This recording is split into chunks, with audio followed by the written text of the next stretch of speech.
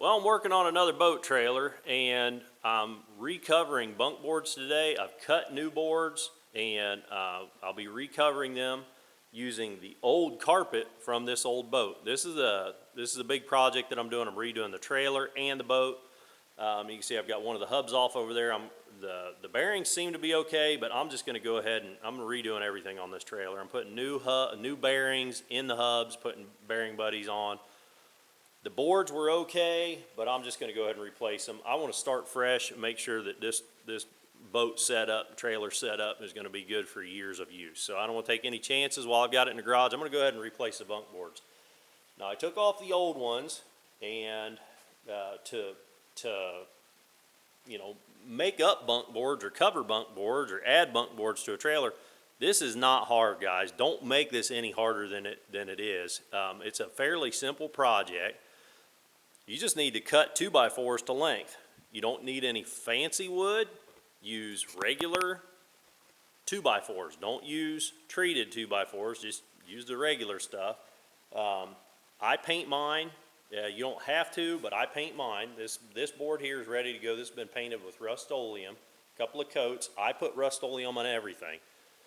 That's what I use to paint that trailer. That's what I use to paint that boat and trailer. That's what I'm going to be painting this boat with, and that's what I paint the boards with. So it's as simple as laying the boards out after you cut them to length. You paint them, let that dry, and then lay it out on your carpet and tack it on. You don't have to get real fancy with it. Wrap it around the edges and tack it down. The tools that you'll need are pretty basic. You're going to need something to cut the carpet with, big heavy-duty shears, or a box cutter. That's what I use the most. That's why it's in my back pocket. I use a pneumatic staple gun. That's a 1/4 inch wide crown staple gun. That's Campbell Hosfeld brand, but you can pick all this stuff up at your local Lowe's or Home Depot or whatever. It uses these. This is what the boxes look like when you're shopping. They're 1/4 inch wide across the top of the staple, and then the legs come in different lengths. Like these are the 1 inch. These are what I'm going to use on this project. For other projects, they make 1/2 inch long, same width, but 1/2 inch long. They make all different lengths. But the 1 inch is what I'm going to use to bite real good through this sort of a dense carpet into this 2x4. This carpet is old and used. It's actually what I pulled out of the boat, and it wasn't in terrible shape, wasn't ripped and tattered, so it'll be good enough for bunk boards. You never see bunk boards, and the whole idea of bunk boards is they're basically just protecting the boat from the idea of the carpet on the boards. The way I understand it is they're protecting the boat from the board. So it's just a little bit of padding in there. It's not really to add any sort of, slickness or grip or anything. It's just a padding, and that's the boat that it came out of. It's a 16-foot flat bottom John, and I'm gonna be doing a lot of videos on that boat and this trailer. So stay tuned for that. But this is the old carpet that came out of it. I'm gonna go ahead and lay that down here. I'm gonna wrap it around the edges, start tacking it, and I'll show you what it looks like. Okay, so here's what we got after I laid it out. I got 4 inches of carpet hanging over the end of the board on that end, and down here I'm short. I was going to be more than 4 inches anyhow, so I went ahead and cheated it off plenty to give me enough to wrap around. I'm just going to overlap by, 2-3 inches. I'm going to take a piece of that, what's left over there, and just overlap this and put a couple extra staples in to hold it. That'd be just fine. I'll show you what that looks like when Okay, so here's what it looks like when you overlap it, and this is what it looks like from the other side. I mean, it's there, but you really never notice it. When the boat's sitting on the thing, and you really have to be looking for it to notice it to begin with. So that's what your laps look like, and this is what I'm going to do for my corners. Now, depending on how thick your carpet is, or how brittle, or kind of how old and hard to work with, this is pretty old and hard to work with. The more I kind of manipulated, the softer it's getting as the crunchy stuff is starting to fall out of it. But however you decide to cut it, if you got a real flexible soft carpet like the cheapest stuff you can get at Home Depot. I know I used it. I actually used it on that boat and the one before it.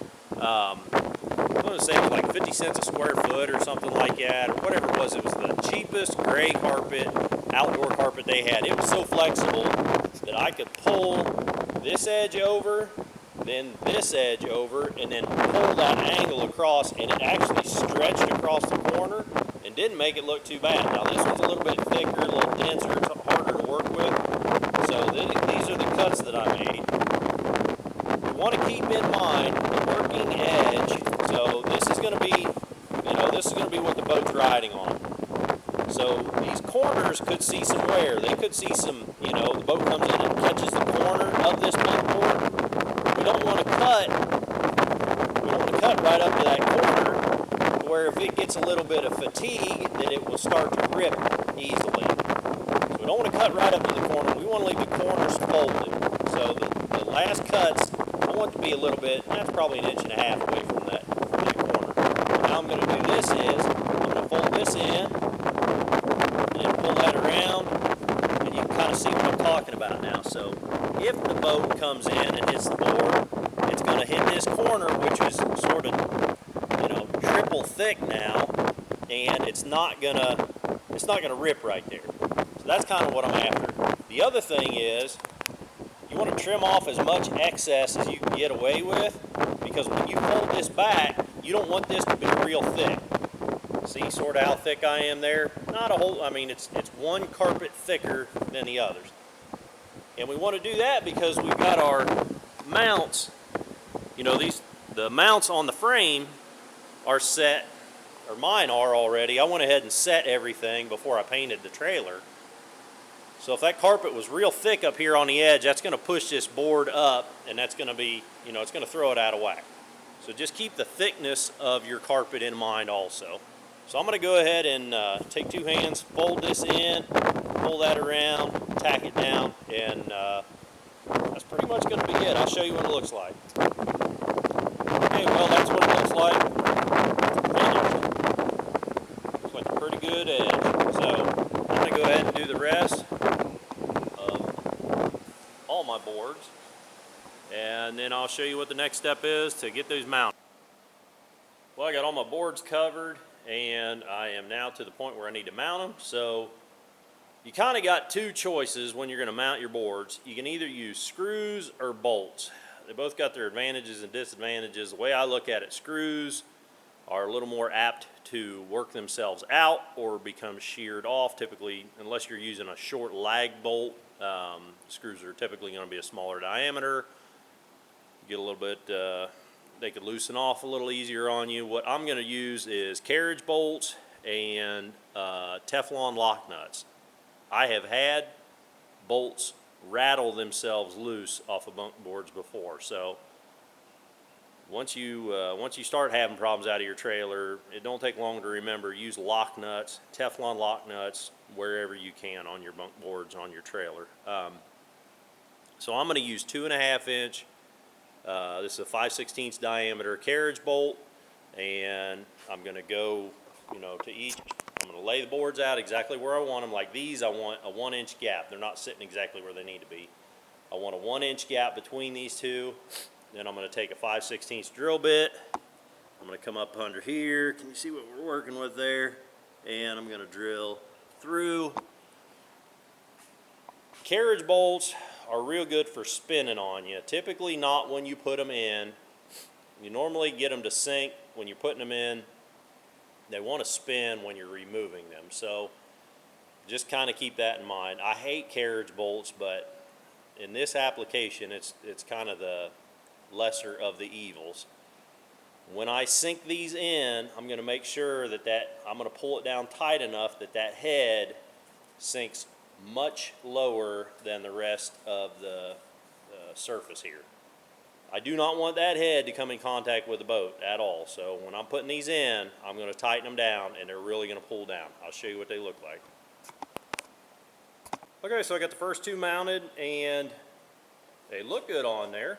And if you look down the length of them, you'll see what I mean about burying them so that you know, when the boat comes in, it's not going to be scratching against those heads. So I'm going to go ahead and do the rest, and I'll show you what it looks like when I'm done. We're all done. The bunk board's mounted right up. Didn't have no issues at all. I'll put the boat on here in a few days and make sure that nothing needs adjusted. If they do need adjusted, you know, these things are super duper adjustable. So I wouldn't expect to have to. We might have to tweak something. I hope I helped you with this one, guys. If I did, click that thumbs up button. You want to see more videos of me working on this boat trailer or the boat that goes on it or any number of things out here in the garage, click the subscribe button. Until the next time, guys, keep on tankering.